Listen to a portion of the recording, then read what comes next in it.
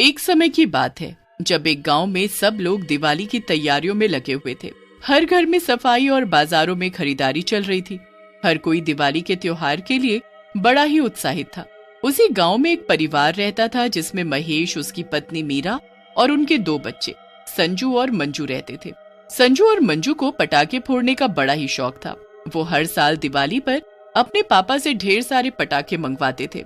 इस साल भी उनको अपने पटाखों का बेसब्री से इंतजार था, पर अभी तक उनके पापा उनके पटाखे नहीं लाए होते। एक रात जब महेश काम से घर लौटता है तब दोनों बच्चे उससे चिपक जाते हैं और पटाखों की जिद करने लगते हैं।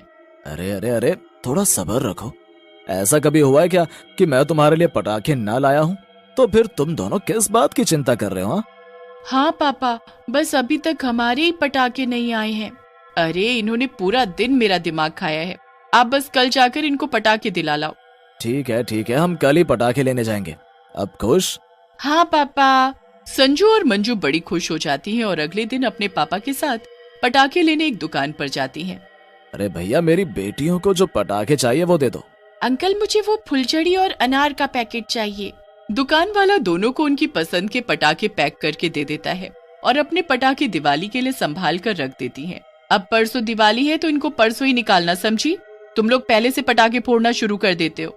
ठीक है माँ, हम पहले से पटाखे नहीं जलाएंगे। अब रात को संजू अपने पटाखे निकालकर उनको देखने लगती है। इस बात पर मंजू उस पर गुस्सा करती है। माँ ने मना किया है ना कि पटाखे दिवाली पर ही जलाने हैं। अरे एक रॉकेट जलाने से कुछ नहीं होगा, बस एक रॉकेट। प्लीज माँ को मत बताना, चलना छत पर चलते हैं। अरे पर माँ को पता लग गया ना तो बहुत डांटेंगी। अरे वो कब की थक कर सो चुकी है, वो अब नहीं उठने वाली। ठीक है, पर अगर माँ को पता लगा तो मैं बोल दूंगी कि तूने मुझे बोला था। हाँ डरपोक, ठीक है। दोनों बहनें रॉकेट लेकर छत पर जाती हैं और एक बोतल में लगाकर उसे जला देती हैं। देखो देखो देखो, वो गया मेरा रॉकेट। दोनों बहनें खुशी से उछल रही होती हैं, पर उनका रॉकेट सीधा एक पेड़ में जा घुसता है जिस पर एक चुड़ैल मजे से सो रही होती है। रॉकेट बिल्कुल उसके पास आकर फूटता है, जिसकी वजह से वो एकदम डर कर उठ जाती है। ये क्या है? किसने किया है? मैं अभी बताती हूँ। चुड़ैल उठकर देखती है, पर तब तक संजू और मंजू वहाँ से जा चुकी होती हैं। चुड़ैल को बड़ा गुस्सा आ रहा होता है। पता नहीं किसने ये रॉकेट मेरे ऊपर छोड़ा है। कल भी किसी ने मेरे ऊपर रॉकेट छोड़ा था। चुड़ैल के पास बार बार कोई न कोई रॉकेट बम आकर अटक जाता है और वो इससे बड़ी परेशान हो जाती है। अब चुड़ैल को गुस्सा आ जाता है और वो गुस्से में रॉकेट चलाने के पास जाती है। वो बड़े ध्यान से सबको रॉकेट चलाती देखती है और फिर वापस आ जाती है। क्या छोटे छोटे से रॉकेट बम है इनके। अब मैं भी अपना रॉकेट बम तैयार करूंगी और जब वो फूटेगा ना तब पता चलेगा इन सबको। चुड़ैल अपना रॉकेट बम बनाना शुरू कर देती है और सबसे बड़ा रॉकेट बम बनाकर तैयार करती है। ये बन गया मेरा रॉकेट बम। अब बताती हूँ तुम सबको। तुमने मुझे बड़ा परेशान किया, पर अब मेरी बारी है। मेरा ये एक रॉकेट बम तुम्हारे सारे बम पर भारी पड़ेगा। चुड़ैल अपने रॉकेट बम को झाड़ियों में छुपा देती है और दिवाली आने का इंतजार करने लगती है। 2 दिन बाद दिवाली आ जाती है। सब लोग दिवाली की तैयारी में लग जाते हैं। संजू और मंजू भी सुबह से तैयार होकर घूम रही होती हैं। अरे लड़कियों, जरा मेरी मदद कर दो। मैं सुबह से लगी पड़ी हूँ घर की सजावट में और तुम दोनों सुबह से तैयार होकर घूम रही हो। ठीक है माँ, हम भी आपकी मदद करेंगे।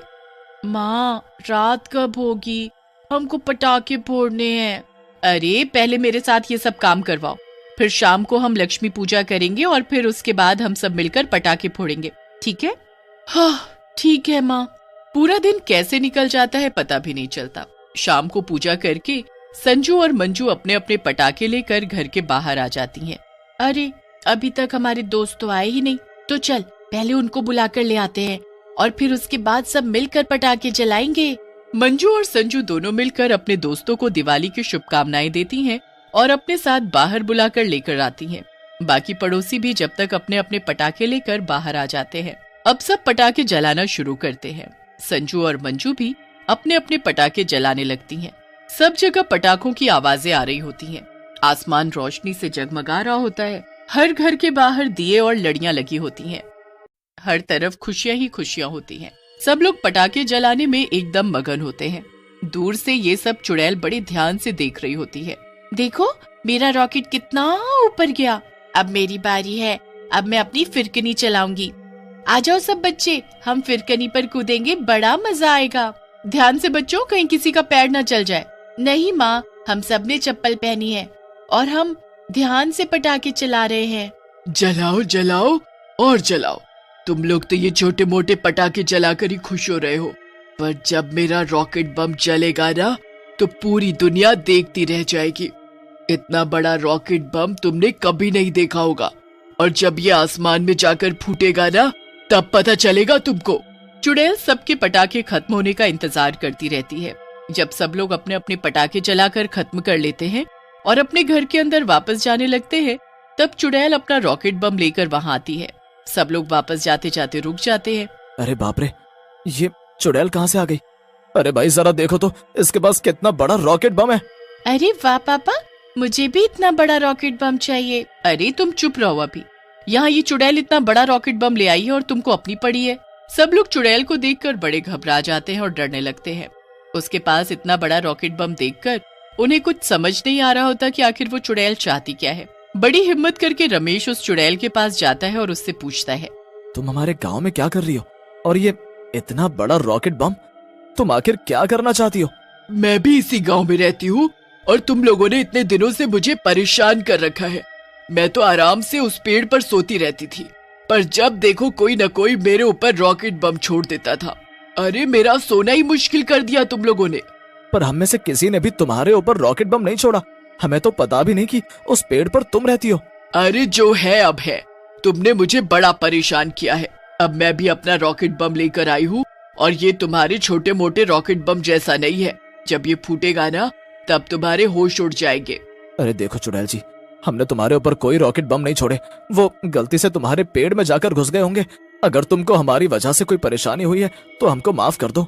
नहीं नहीं, माफी मांगने की कोई जरूरत नहीं है।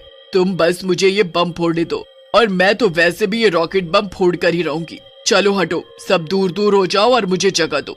चुड़ैल किसी की एक नहीं सुनती और अपना बड़ा सा रॉकेट बम गांव के बीचों बीच ले जाकर खड़ा कर देती है। अब सब लोग डर जाते हैं कि अगर ये रॉकेट बम फूटा तो कोई बहुत बड़ी तबाही हो जाएगी, पर चुड़ैल अपनी बात पर अड़ी रहती है। वो किसी की एक सुनने को तैयार नहीं होती। सब लोग उसके आगे हाथ पैर जोड़ने लगते हैं, पर चुड़ैल को तो बस अपना रॉकेट बम दिखाई दे रहा होता है। अरे तुम लोग अब मुझे परेशान करना बंद करो। तुम लोग शाम से पटाखे जला रहे हो, तो क्या किसी ने तुमको आकर रोका या मैंने तुमको कुछ कहा? तो फिर तुम मुझे दिवाली क्यों नहीं मनाने दे रहे? मैं भी दिवाली मनाऊंगी और मैं भी अपना रॉकेट बम फोड़ूंगी, और ऐसा करने से मुझे कोई नहीं रोक सकता। चुड़ैल रॉकेट बम के पास एक जलती हुई मोमबत्ती लेकर पहुंच जाती है। अब सब लोग पीछे हट जाते हैं। सबके सब डरे हुए होते हैं। चुड़ैल रॉकेट बम में आग लगा देती है। रॉकेट बम तेजी से आवाज करता हुआ आसमान में जाता है और फिर जोरदार धमाके के साथ पूरे आसमान में जगमगाहट हो जाती है। लोगों की आंखें इतना सुंदर दृश्य देखकर खुली की खुली रह जाती हैं। आसमान से सितारों की तरह चिंगारी नीचे गिरने लगती है, पर जमीन पर गिरते ही वो मिठाई और चॉकलेट्स में बदल जाती है। बच्चे इतनी मिठाई और चॉकलेट्स देखकर खुशी से पागल हो जाते हैं। देखा, मैंने कहा था ना, मेरा रॉकेट बम जैसा किसी का बम नहीं हो सकता। हाँ देखो तो बच्चों को कैसे चॉकलेट्स और मिठाइयों के मजे ले रहे हैं। मैंने तो पर ऐसा कुछ नहीं कहा था कि मुझे किसी का कोई नुकसान करना है।